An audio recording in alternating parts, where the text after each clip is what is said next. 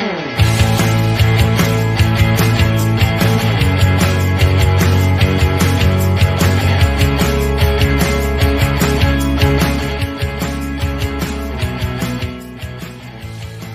I'm Sarah Hagigi. And I'm Erin Babornik. Welcome to COABE's Adult Ed Advocast. The Advocast is a partner podcast of COABE's State Advocate for Adult Education Fellowship. Each episode highlights challenges and successes in advocacy. We also highlight a new student story. We're glad you're here. Now let's get started.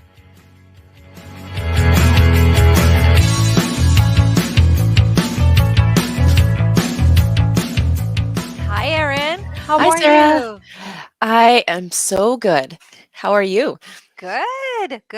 Thank you. It was very nice seeing you in person in Atlanta. It was. We had an escalator moment where, like in a movie, I Okay. was at the bottom of the escalator and you were at the top, and it was the first time we'd seen each other in person.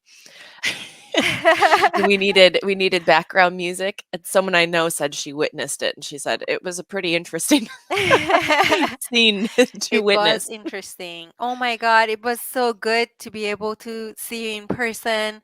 And I confirm that you have legs.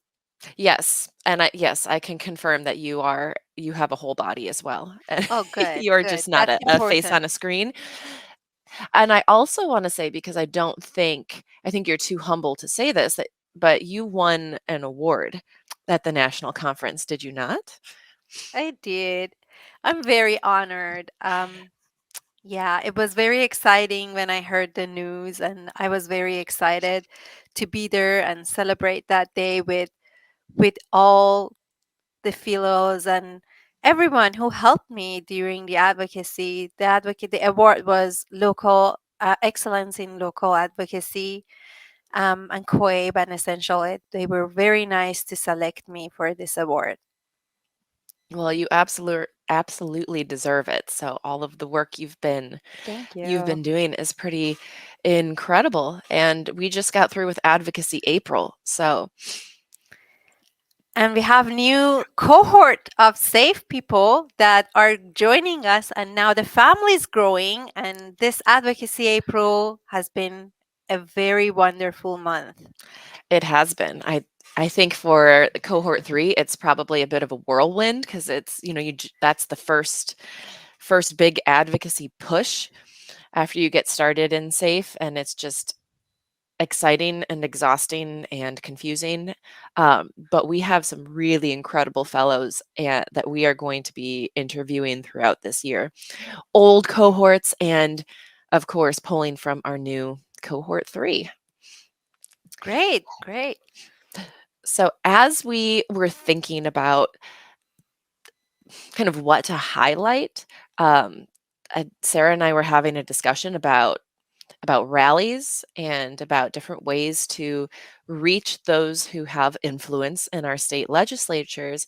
And Sarah said, I would really like to hear more about what Illinois, in particular our Illinois Adult and Continuing Educator Association, IACEA, does in terms of rallies. And so we pulled in our special guest for today, and we will interview him right after the break, but we'll hear from Jeff Campbell, who has a long history of working with rallies, both in person and virtual. So That's Sarah, exciting. shall we go for a quick break? And when we come back, we can welcome Jeff into the studio.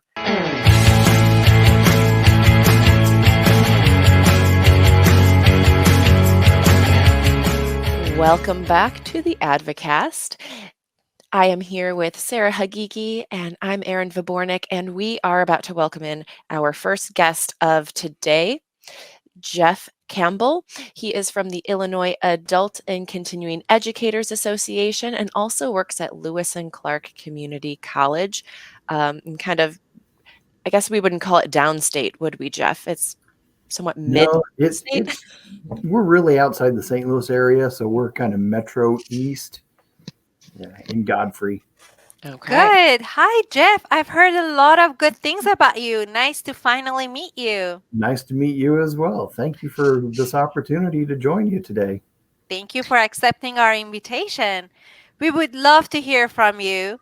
How about if you just start by introducing yourself? Okay. I am the Director of Curriculum and Instruction here at Lewis and Clark Community College. Been in adult education for 10, 11 years, maybe. I've worked both here at Lewis and Clark, but also at Southwest Illinois College in Belleville, Illinois. So that's where I got started in the advocacy and working with IACEA. So it just kind of grew from there. And when I came over here, it kept it going. That's wonderful. Wonderful. We, every time we hear the name of advocacy or rallies, your name comes up. Could you please tell us what do you do for advocacy, and what are those rallies that you always have? Okay. Well, it's nice that my name is attached to it, but I tell you what, it's not anything that I can do alone. When I guess we should look at it pre-pandemic, during pandemic, and post-pandemic. that might be the easiest way to look at it. So I got brought into the legislative awareness rally and activities through Dr. Val Harris, who is our director here. She's the Associate Dean for Adult Education. And when I joined, I think she was looking for somebody to help spread the wealth, if you want to call it that, and so how I got involved was starting to connect with all of the adult education programs around the state through IACEA, and then setting up a time in which we would go to the state capitol. And the intent around that day is to get as many programs and participants on site as possible. And so we would usually choose sometime mid-March to late April, somewhere around there, because we wanted to make sure that the legislature was still in session. It wasn't on a day that they were gone and nobody was around. But we wanted to do two things with it. Number one, get our students and our program participants on site, but number two, be heard. And so we would have a rally in the rotunda where we would chant rather loudly, "Adult Ed works," over and over. And then we'd also have several dignitaries and guest speakers, et cetera, that I can go into a little bit more in detail a little later on. But I think the most important aspect of that day was to get programs and their participants to Springfield, to the state capitol, so that they can, number one, see the capitol and experience it, because a lot of our students have never had the opportunity to be there in person. And even if they've been in Springfield, they may not have had an opportunity to go into the state capitol. And the other reason was to give them time to meet with their senators and representatives so that they could meet them, take pictures with them, talk about adult education funding, things that, subjects and topics that were near and dear to their hearts. So it was a full day for programs to be able to do that. And then we had a pandemic close us down. Yep. And we really kind of stepped back and said, what are we going to do? We've always been in person. How do we do this? And then lo and behold, Zoom comes out and everybody starts Zooming. Zoom saves lives. And the neat thing, the two of you were talking about having met in Atlanta. And it was weird because you're so used to seeing everybody, just a virtual or a flat panel screen, that when you get to see them in person, it's like, I think I know you. Are you Aaron? Yes, you are. That is so true. When the pandemic shut everything down, we switched to a virtual option, and didn't miss a beat. And that I can't take any credit whatsoever for that. It was so much easier to get people to participate because, number one, they were looking for something to do. And number two, we had video capability, and it saved money. They didn't have to travel to Springfield. They didn't have to pay for transportation or meals or things like that. And so more people could participate. And we held it basically the same way we did previously. We invited a few legislators to participate. We invited additional adult education program directors and state people. And we still chanted Adult Ed Works. I mean, we couldn't let that go. And so we were able to continue doing that through those 2-3 years. And now we're just this past week, I was informed that we're able to go back next year. So 2024, we are looking forward to being in person at the Capitol. Woohoo! How exciting! It really is. Yeah, we were all kind of geared up to go back this year, but unfortunately there's construction. That's right. You know, we thought, all right, no more pandemic shutdown. And then we find out construction all the way around the Capitol. Where are we going to park? What are we going to do? So, yeah. Well, it's exciting that it's going to come back next year. Yeah. Yes. And now, Jeff, you mentioned that it's not something that can be done alone. And I have witnessed the process of planning these rallies. Can you kind of dive into what you found? Like what are the major tasks that need to be completed and recommendations of kind of the size of the team? Yeah, I'm happy to share that with you. And you know what? This is by no means the best way to do it, the only way to do it. It's something that worked for us. And I hope that we keep this structure in place. But a few years back, even before the pandemic, I enlisted the help of the legislative committee through IACEA and asked more people to get involved, because in addition to my work on preparing the advocacy day, I still had my regular job to do and expectations there. So by spreading it out a little bit, I was able to work through other people to get more participation. And what we've been able to do since then, during the pandemic, our committee grew to about 6 people, and each of those people had something to bring to the table, and we were able to work through them to trickle down to other programs, other individuals, other entities, etc. And so what I like about what we've got in place right now is that up until last year, I served as the co-chair. I'm working on, or have worked to transition that over. And so Erin, whether she chooses to share it or not, she's one of the co-chairs right now, along with another adult educator in the state. But by getting that group together, let me give you an idea of the makeup of our group. Okay. I basically served as the person who stayed on track. I knew what we wanted to accomplish. I'd done it before, knew what to expect. And when we got to the point where we were doing more talking and laughing and having a good time and less about staying on target, and Erin knows what I'm talking about, I could say, okay, time out. Let's bring it back. Let's stay on track here. So I served in that capacity. And then we had a couple other committee members who are, well, in fact, I would say half of our committee, 3 of those folks are very good at working with and developing relationships with legislators.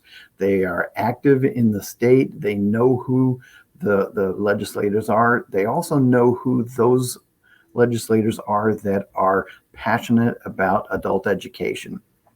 And so those 3 would work through their contacts to get folks involved, because we always wanted to have somebody who was a state representative, a legislator, somebody who could talk to programs and basically have a dialogue going on.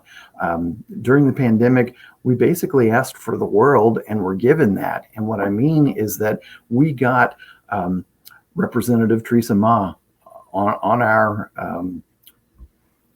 video webinar, and we had an opportunity to ask her questions, and she talked to us about her advocacy efforts and a legislative process and things like that. And students got access to legislators that they never had before. So that piece of our committee is vital. When you've got folks who know who those people are and have a relationship already with them, they can help to bring them in.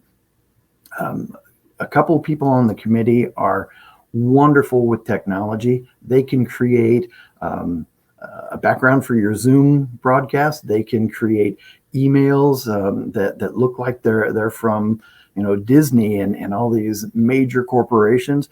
They are techno whizzes, and through them we could get information out to all of our members in a flash. And so I think those folks are very critical in that role as well. And then I know she's just gone off the screen, but Erin did something that really, I don't want to say surprised, thrilled me. She put together a standards-based, content-aligned instructional presentation on advocacy that we could send to anybody at any of our programs, and they could teach a lesson on civics and advocacy, and it was basically a script ready for them to go. Had we not had that coming together, we would have basically said to all of the participants, looking forward to seeing you. Well, here we gave them, the teachers, something that they could take into their classroom and help prepare their students for. So I think we stumbled onto success. I don't know that we set out to have a committee of 6 members and you do this and you do that kind of thing. But I think we learned a lot from it and benefited greatly from doing that. So This is great. This is great. Thank you so much for sharing all this information. I'm amazed by all this information and the good work that you're doing. And as someone who has done advocacy work for a couple of years, I understand that it takes a village. it does. And you need to be prepared and on task to get works done. So you mentioned that advocacy, the rallies usually happen mid-March, somewhere between mid-March to late April. How far in advance do you start planning for these rallies? You almost need to start as soon as this year's finishes, start planning for next year.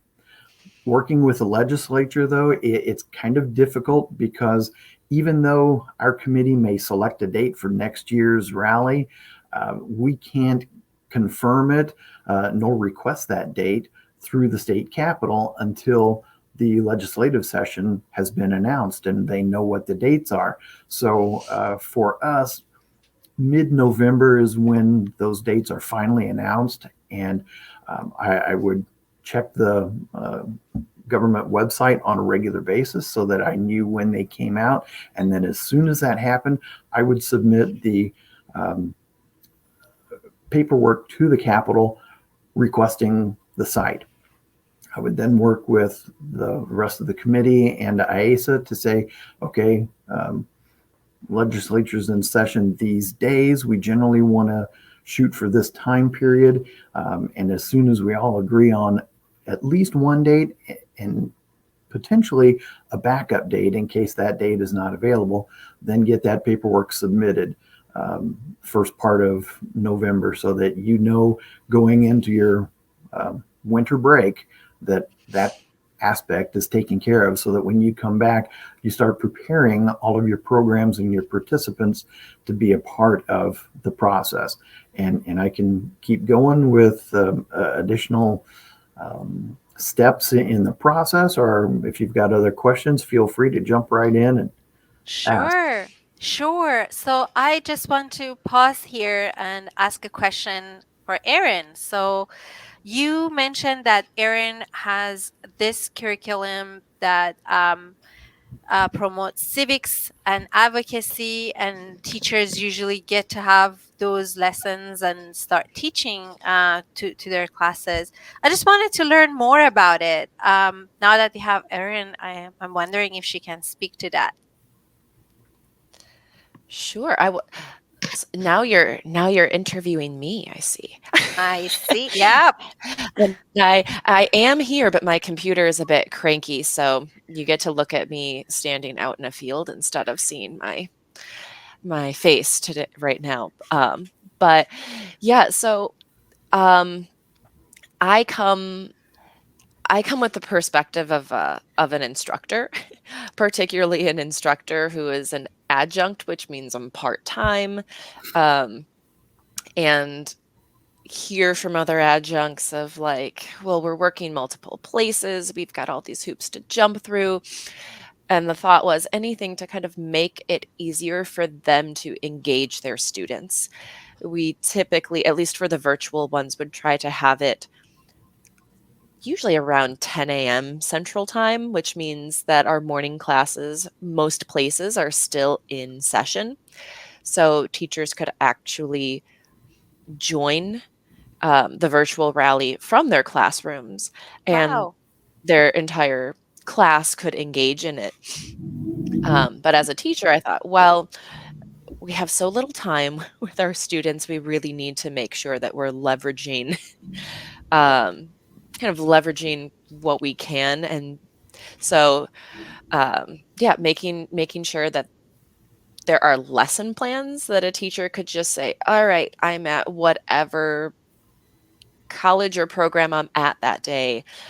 Here are some lessons I can do in advance to kind of introduce students to how is adult education funded, why is advocacy important, and then for any rally where we had guest speakers, which is basically every rally, giving a bit of background information on who that person is, right? Who is Representative Ma from Chicago? Who is our state director? Like, what role do they have? So that they understand why those particular people are speaking. And then we would encourage students to either ask questions of their teacher, and the teachers could send those questions to our state association, or students could be prepared to actually ask those questions in the Zoom via chat or by unmuting, just in hopes of getting further student engagement in that virtual setting, because we understand that, you know, in person, you might not be able to pack up your whole class and bring them down to Springfield. But in a virtual setting, we wanted to make sure there was really no excuse not to not to show up. And we did have whole classes join. Don't know This whether is they used the great. lessons or not, but but they were there. And That's amazing. if I may jump into that, to add on to what Erin is talking about here, by having it ready to go, all we had to do was email it to our instructors and say, go teach this. They didn't have to sit down and prepare a full 3-hour lesson. It was already on there. They just needed to familiarize themselves with it and go to town. Anytime you can make it easier for the participants to join in, the more participation you're going to get. This is very brilliant, because as someone who works with teachers full-time and part-time, a lot of the time I've seen the interest that teachers really want to do something, but they just don't have the time. And in a lot of states, teachers don't get prep time, don't have that capacity to prepare something for their students. Having those lessons prepared and being emailed to them, that's amazing. That's a lot of work. I can imagine how much work and passion has gone to this curriculum. Thank you so much for doing that, Erin. And as someone who works with teachers, I'm wondering if those lessons are something that other people could have access to. They absolutely could, and I'll say a lot of those pieces um, were pulled from the COAB student ambassador training. It was just contextualized for that one rally and those people in positions with influence who were in attendance. But I absolutely can share those. People just need to send me an email or find me on social media, and I'll link Beautiful. those up. Thank you. Thank you. That's amazing. Great. So Jeff, now that I can ask you some questions now that my computer's done being cranky. So you mentioned having to start planning almost as soon as you get the information.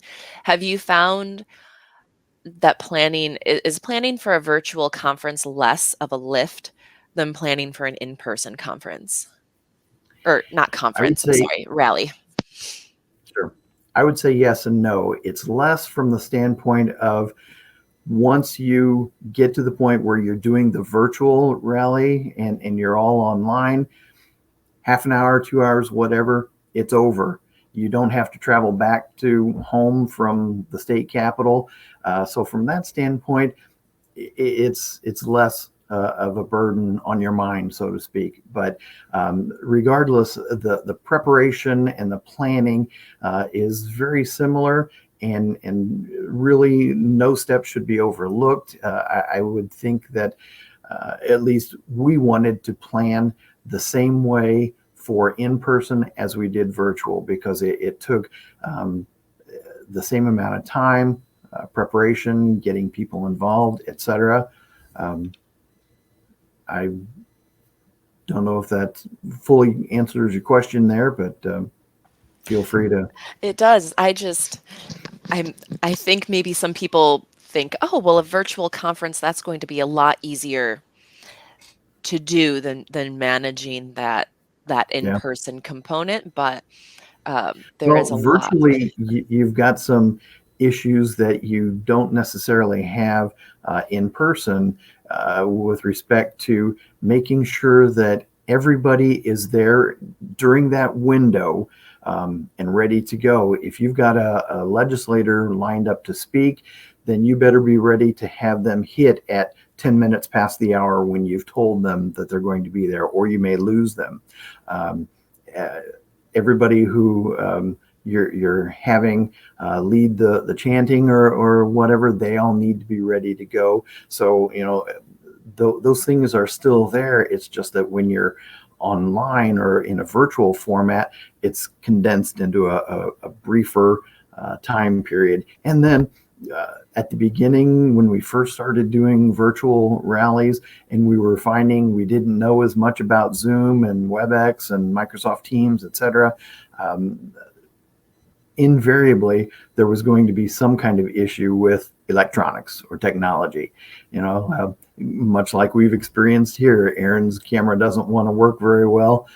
So she's got just her picture up there, and we had the same things happen, and you just deal with it and move on.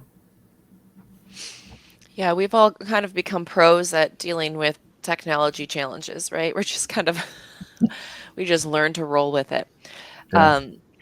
I think we've got a couple more questions for you. I've got one question about virtual events, and the fact that I think sometimes people get Zoom fatigue now, right? We're all so eager to get back in person and see each other.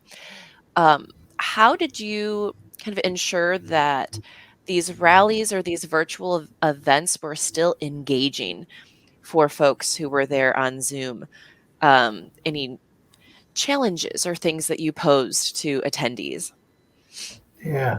That's a very good question. I think I would answer from the standpoint of making sure that everybody on your team is working together to do that, engaging everybody. One of the things that our instructors do in class is we know that a lot of people are going to be there, but with their camera off. So you can't assume that somebody is participating, listening, picking up, what's happening. So a lot of times they'll say, give me an R in the chat just to show that you're ready to go, or give me a smiley face or something like that.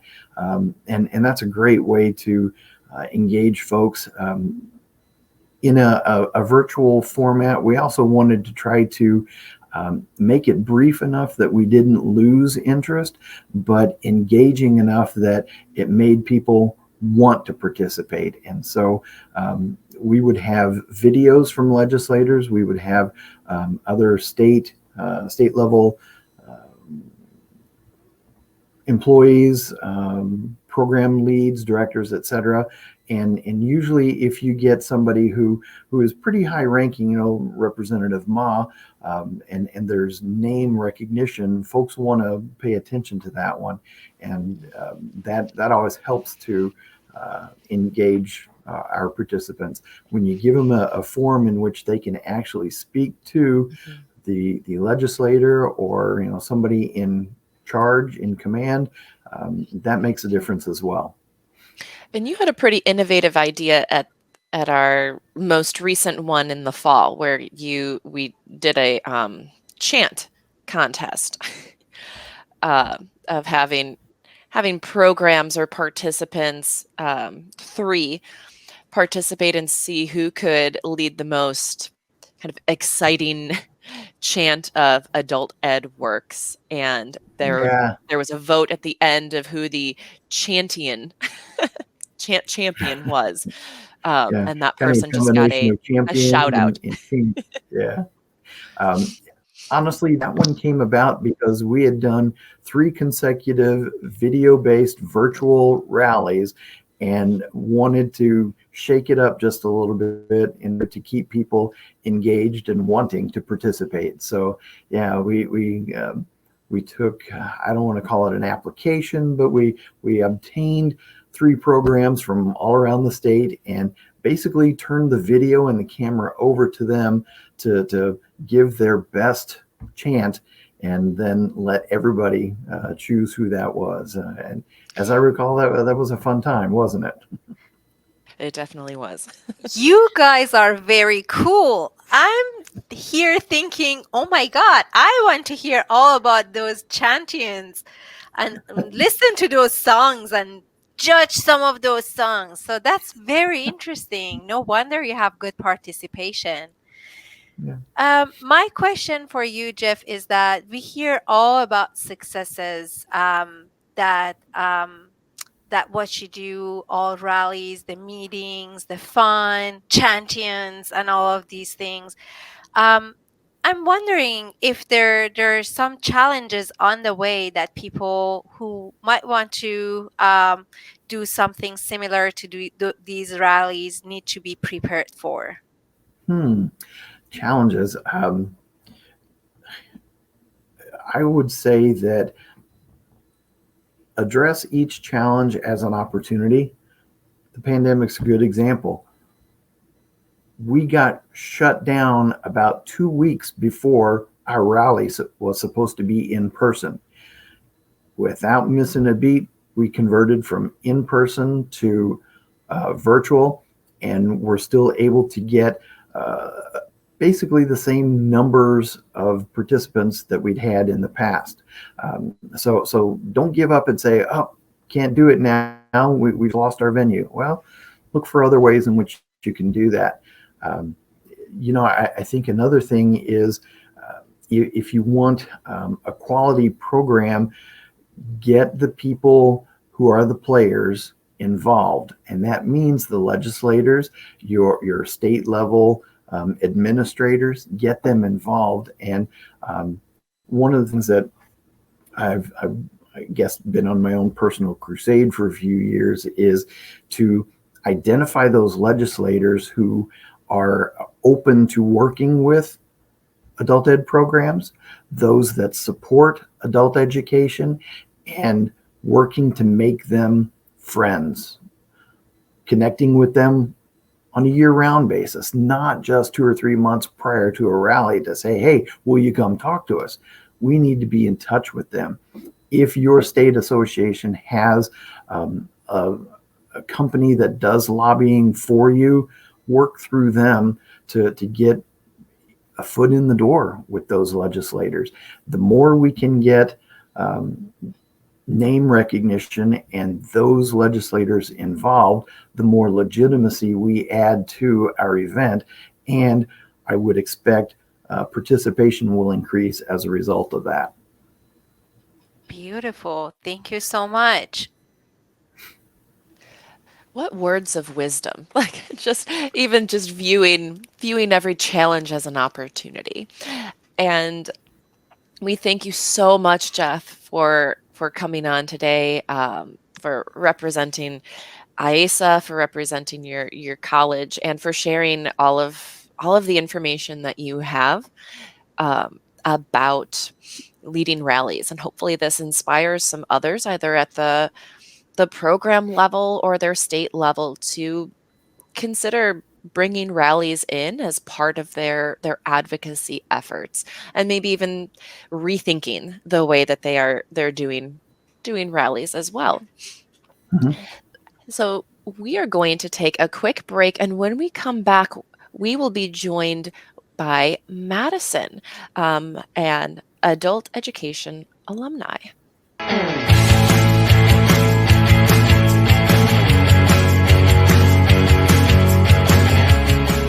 Hi, Madison. Welcome to the Advocast. Hi, Madison. Hi, thank you. Thank you so much for accepting our invitation and being our amazing guest on Advocast. I would love to learn more about you. Just tell us about yourself. I am a property manager right now. I am going to school for paralegal studies, and I have 2 children named Kaylani and Landon. That's beautiful. Do you live in Illinois too? Yeah, I live in right for about 30 minutes away from Lewis and Clark campus. That's beautiful. Thank you. Thank you for being here with us. So, Madison, tell us about how you got involved in adult education. Okay, so I dropped out of high school at a young age when I had a child at a young age. I immediately enrolled into the GED program at, I think, the Edwardsville campus. They have like an off campus, and it was with Mr. William Ellington. He was the very first teacher for GED for me. And from there, I was on and off getting it, going to school for it. Being a young adult and having children presented its own challenges. When the pandemic was over, I ended up reaching out to Mr. Williams again, asking to re-enroll in the program.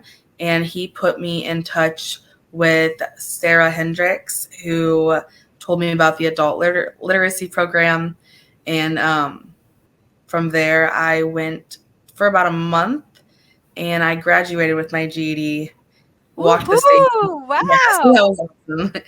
I walked the stage in June, that gave me a little bit more of a, motivation to get it done and over with. I was really upset that I wasn't going to get to walk the stage when I dropped out of high school. And having that opportunity to do that with all my friends and family able to attend was a huge thing for me, as well as my children got to see it. So that was awesome as well. And then I enrolled about 2 months later into my first college course for Miss Julie McAfoos. I hope I pronounced her last name right. And I passed her class, and then I started Intro to Paralegal Studies in, I believe, January or February, one of the two. Wow. So Wow. you talked about how you were kind of on and off in the beginning because, kids, there's no accounting for the challenges right there. But it sounds like once you went back, you've just been on the fast track. Yeah. I'm excited. I have been very blessed to have the opportunities that I've had.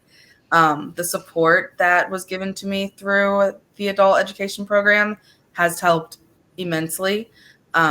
because I've even cried in Miss Sarah Hendricks' office because I didn't think that I could get to where I'm at today. And it's just amazing. It's amazing the support that you get from there. It gives people hope that they can go further than what they are. Wow, this is so amazing. You know what, Addison? I had interrupted education as well, and I'm telling you, when you're in your parents' house and you're studying, you think that's difficult, but it's more difficult when you're an adult and you have responsibilities, and then you have to pay for bills and take care of other human beings, Yeah. kids, parents, or whoever that you're taking care of. It takes a village for you to be able to continue your education, and it requires a lot of perseverance and hard work to get to where you're at. Congratulations, and this is Thank very you. inspiring, and I can tell you that your children, when they saw you walk and get your degree, they were very proud of you, and that will stay with them. And they will always remember that their mom did such a great job, and they will continue your path. Thank They you. will never stay away from education. That's very inspiring. Thank you. Yeah, they had the family literacy program. They had a little kid like area downstairs where they got to learn as well with a teacher, and they love it. They begged me to go there every week. And unfortunately, I can't go every week, but we do visit there from time to time still, and they absolutely love going. And that's such a beautiful thing too about family literacy, is that it brings the whole family together around education. It offers you some support, I imagine, Yeah. not having to be concerned about childcare, which Yeah. as parents of young children, that is pretty much like a constant concern. So I'm curious about one thing, because you mentioned that you reached out to was it Lewis and Clark Community College to enroll and to seek education to get your GED. How did you even hear about that option? Was it something that somebody told you about? Did you try studying on your own first? I think that whenever I first left, I still had a teacher that was very close to me in high school, and she had kind of encouraged me to look into it. If I remember correctly, I think her name was Miss Boz, and she was a teacher at the Edwardsville High School. And I remember, I think she gave me the phone number for it and said that there were other options as for pursuing my education. That just because I was leaving Edwardsville High School, that it wasn't like the end, if that makes sense. That does, and that's incredible, and that you kind of highlight right here the importance of outreach and making sure that people know that we're here, because if she hadn't known, Yeah. she wouldn't have told you, and you'd have to needed to find it your own way, and that is incredible. It is incredible. And something that is very interesting to me is that you still remember the name of your teachers and you're mentioning them here. It means that teachers impacted your life in some ways, they encouraged you in some ways. Now we have a lot of teachers listening to this podcast. As a student, if you want to talk to those teachers, what would you say about how they could support students, other students like you? They have a lot of students in their classes. How could they make them to be a success story just like you? The students that you have that you see struggling, don't give up on them. I was definitely one of those students that struggled with maintaining a routine to go to class. I had to take so many different like enrollment tests because I wouldn't come to class for so long, and then I would want to be re-enrolled again. And that's one thing that Mr. Williams didn't do. He never gave up on me. He would email me and ask, "Hey, do you want to re-enroll?" Out of nowhere. Didn't matter what was going on. He always checked in, and I think that's what pushed me to come back, was that I felt like I had a teacher that cared enough, even whenever I didn't fully care about it. And now I do, and I love it because I want to be someone that my kids can look up to and be proud of, as well as be proud of myself. And it really does help to have that support from a teacher when you don't necessarily have it at home or for yourself. That's true. It's very hard to sometimes stay motivated and continue, and you need that outside support. That's very true. Thank you for sharing those Thank stories, you. and thank you for mentioning. I'm sure those teachers will always listen to this podcast, and they will appreciate it, that you remember them and the work that they do. So, what are your goals for future? So right now I am finishing up my technology for a paralegal class, and I hope to be able to get a job in a firm one day. I'm a little nervous just because it's completely new career for me. But right now I want to get my, I think it is my applied science, my associate's degree in applied science for paralegal studies is the That's beautiful. biggest goal that I have right now. I'm sure Awesome. Yeah, you that let us know when you get that certificate, when you are a paralegal, and we will make sure to shout it out all over LinkedIn. You'll have firms competing for you. exactly. And I'm thinking that Really how excited. important it is for legislators to learn about these success stories, to see how important adult education programs are, because there are people that are, life happens, they can't finish their high school, but they have the potential to be a paralegal later on in life and contribute to their community, but they just need that community of support to get there, and adult Absolutely. education programs usually provide those supports. So it's very important to showcase those student success stories.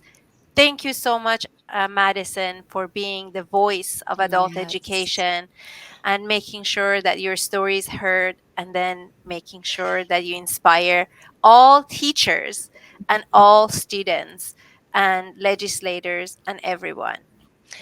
I would Thank love you. just to ask you both if you have any parting words. So our audience includes educators, administrators, and also students. So, Jeff, I'll start with you. As we kind of tie up the podcast, any parting words you'd like to leave for our guests or for our listeners? Yes, thank you very much. I certainly appreciate it. It's been a pleasure being here with you today. If I could leave one um, bit of wisdom or experience is don't do it yourself. Enlist the help of other people, put the right people in the right places, work through them, and it's like team. Together, everyone achieves more. Wow, that is so true. Yes, thank you. Thank you. How about you, Madison? I really do appreciate the opportunity. It's been such an honor to be here. And if I had any parting words for those that are listening, it would be to never give up on pursuing a higher education. You absolutely can do it. No matter what is going on in life, it is never too late. Thank you both so much for joining us here on the Advocast. And we'll link up anything that you want to share, any documents, any contact information in case our listeners want to get in touch with you. We'll add that in our show notes, as well as on YouTube in the comment section as well. Thank you for being here. And Sarah, I know you can't see me, but it's been great to see you again. And I am so looking forward to Nashville in 2024, where we'll have to have another moment of We seeing each other in definitely person. should. And I want to confirm that you are as kind and lovely as you appear on the screen. And I am very lucky to have you as a friend, more than just being a co-host. Sarah, you know I cry easily, and I too am very, very honored to consider you a friend as well. Thank So you. as we leave on this lovey-dovey, the Advocast is not just about advocacy, it's about love. So please join us for our next episode and stay tuned because you'll get to meet all of the wonderful SAFE fellows as we journey through the Advocast this year. Have a Goodbye. lovely day, and thank you for listening.